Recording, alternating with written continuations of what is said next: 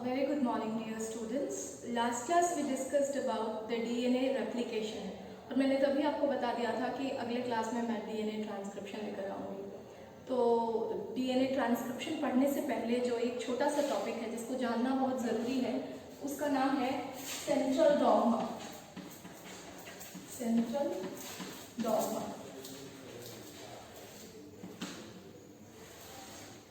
Dogma का मतलब शाब्दिक मतलब अमर वाणी होता है, मतलब कि जो ऐसी वाणी जो बोल दी गई और उसका फिर कोई तोड़ नहीं है, जो बोला गया वो होगा। तो लाइकवाइज सेंट्रल डॉग्मा जो बायोलॉजी में है वो सेंट्रल डॉग्मा ये कहता है कि जो जेनेटिक इंफॉर्मेशन है, जेनेटिक इन्फो फ्लोज यूनिडायरेक्शनली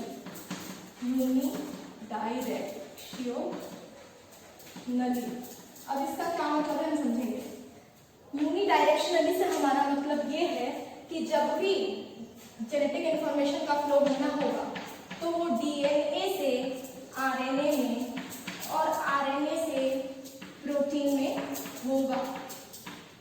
अब इस चीज को हम समझेंगे।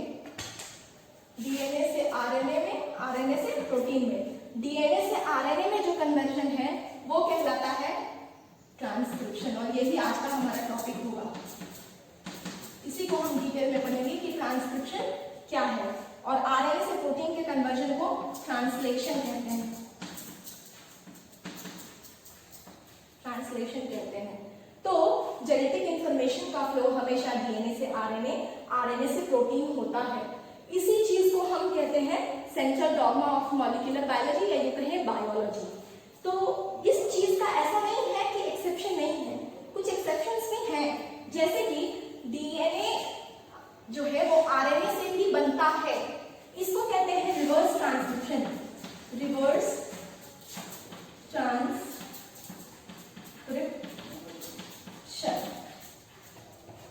रिवर्स ट्रांसक्रिप्शन जानने वाली बात है कि रिवर्स ट्रांसक्रिप्शन क्या है।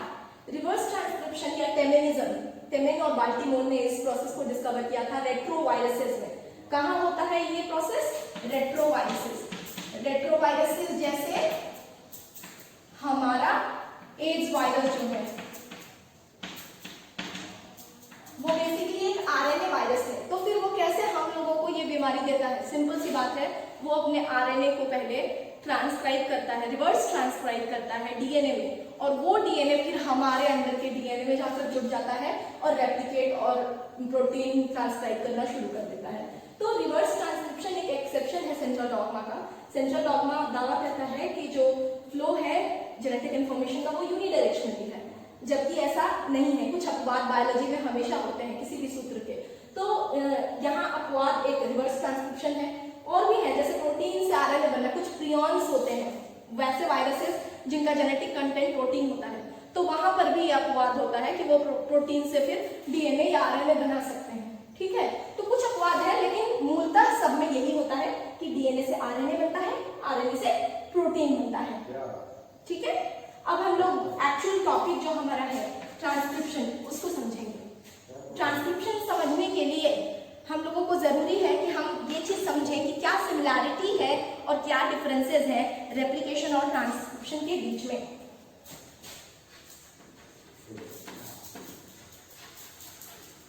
Replication versus transcription.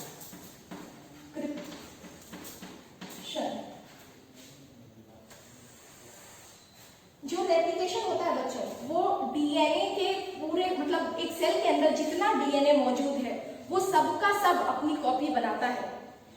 क्यों रेप्लिकेशन होता है ऑर्गेनिज्म में? ऑर्गेनिज्म में रेप्लिकेशन इसीलिए होता है ताकि जेनेटिक कंटेंट जो है वो डबल हो सके, ताकि वो पास ऑन हो सके नेक्स्ट जनरेशन को। अगर कोई सेल डिवाइड कर रहा है, like for example paramecium divide कर रहा है, तो पैरामीशियम अगर डिवाइड कर रहा है यानी डॉटर सेल्स उत्पन्न कर रहा है, तो उसमें जेनेटिक इंफॉर्मेशन जाना चाहिए ना, तो उसके लिए तो रेप्लिकेशन होता है, आपको पता है।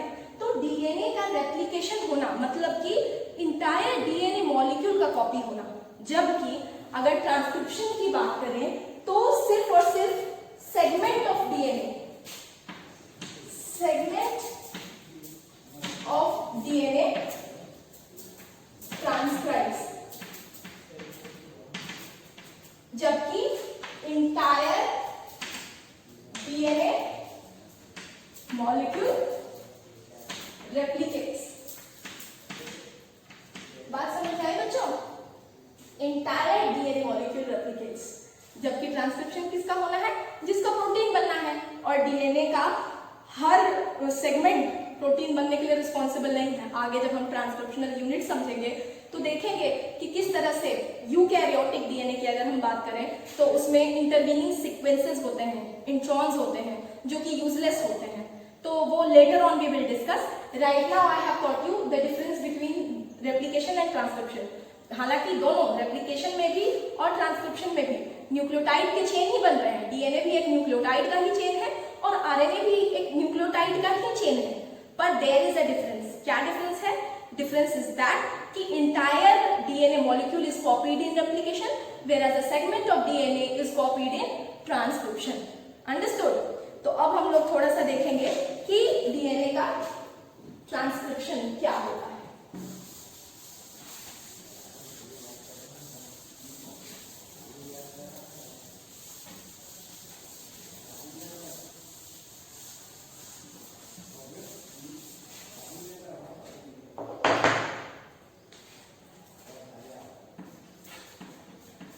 डीएनए टू आरएनए, इसी को तो ट्रांसक्रिप्शन कहते हैं। Transcription. Now transcription is catalysed by, और यू कैन से ट्रांसक्रिप्शन के लिए जो एंजाइम रिस्पॉन्सिबल है दैट इज आरएनए पॉलीमरेज। नाम सिमिलर है डीएनए पॉलीमरेज से, पर ये ज्यादा इंडिपेंडेंट एंजाइम है। ज्यादा इंडिपेंडेंट इसलिए है क्योंकि डीएनए पॉलीमरेज को तो हेलिकेज की जरूरत पड़ती है कि वो आए और स्ट्रैंड के हाइड्रोजन बॉन्ड्स को ब्रेक करके खोले, पर आरएनए पॉलीमरेज को किसी ऐसे हेल्प की जरूरत नहीं होती है। पर आरएनए पॉलीमरेज को ट्रांसक्रिप्शन के लिए कुछ रिक्वायरमेंट्स हैं। वो रिक्वायरमेंट्स क्या है?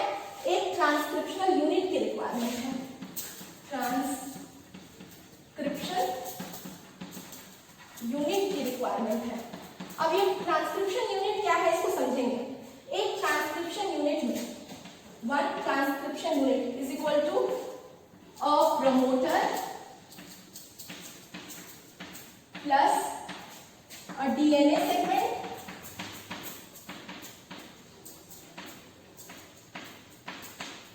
Plus a terminator.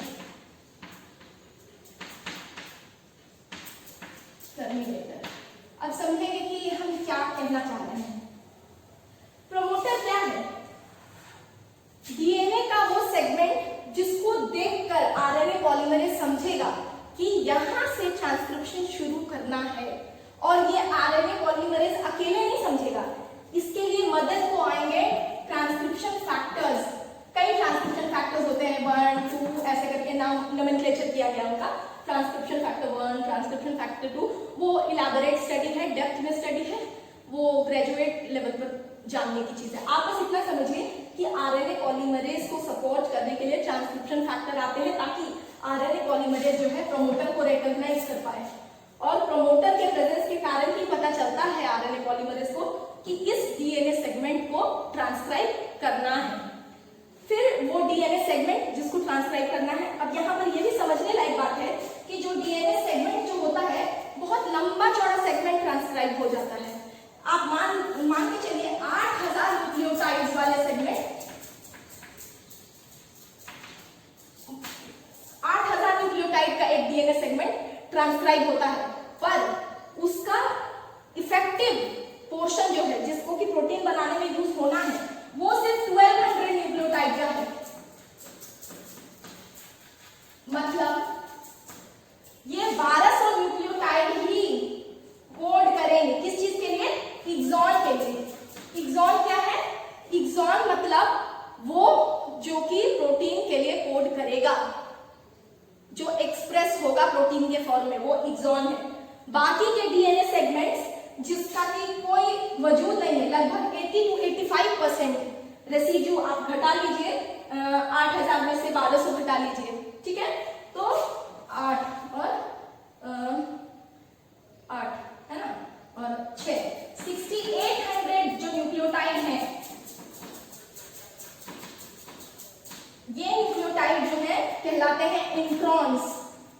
इंट्रॉन्स का मतलब होता है इंटरवीनिंग सीक्वेंसेस, इंटरवीन करने वाले, जेनेटिक हिचहाइकर्स, मतलब जा रहे थे, डीएनए पॉलीमरेज जा रहा था तो कुछ लोग ऐसे ही आ गए, इनका कोई लेना देना नहीं है प्रोटीन में ट्रांसक्राइब होने से, इनका ट्रांसक्रिप्शन नहीं होना है, लेकिन ये फिर भी साथ आ गए, तो ये इंट्रॉन्स है, इंटरवीनिंग सीक्वेंसेस हैं। बात समझ में आई? तो जो ट्रांसक्रिप्शन होता है वो डीएनए के किसी पर्टिकुलर सेगमेंट का होता है, वो सेगमेंट किसी पर्टिकुलर प्रोटीन के लिए कोड करता है, यानी कि हम कह सकते हैं कि एक जीन का ट्रांसक्रिप्शन होता है। जीन क्या है? डीएनए का एक सेगमेंट है जिसको कि ट्रांसक्राइब करके एमआरएनए और बाद में उससे प्रोटीन बनाया जाता है। आपको ये बता दें कि एमआरएनए से पहले वाला आरएनए डायरेक्ट एमआरएनए नहीं बनता। आप यहाँ देखिए, मान लीजिए कि ये डीएनए है, डीएनए सेगमेंट है, ठीक है, 3', यहाँ पर भी डीएनए पॉलीमरेज किसी एक स्ट्रैंड पर बनाएगा, दूसरा जो डीएनए सेगमेंट है ये 3', 5' वाला, ये किसी यूज का नहीं है।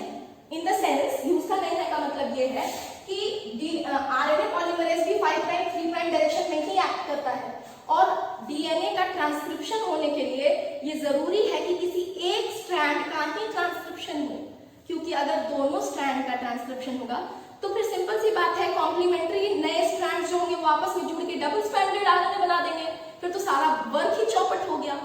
दूसरा रीजन ये भी है कि ये दोनों स्ट्रैंड अगर मास्टर बनेंगे, डिक्टेट करेंगे कोड को, तो ये भी कुछ कोड करेगा और ये भी कुछ कोड करेगा, लेकिन दोनों एग्जैक्ट कोड तो नहीं करेंगे। कॉम्प्लीमेंट्री होने का मतलब एग्जैक्ट नहीं होता, ये बात याद है ना। तो ये कुछ और कोड सुनाएगा, ये कुछ और कोड सुनाएगा, तो ऐसे में प्रोटीन डिफरेंट दोनों ऑर्डर करेंगे। तो इस वजह से जो ट्रांसक्रिप्शन होता है एक स्ट्रैंड का ही होता है। जिस स्ट्रैंड का ट्रांसक्रिप्शन होता है उसको हम टेम्पलेट स्ट्रैंड कहते हैं, टेम्पलेट स्ट्रैंड।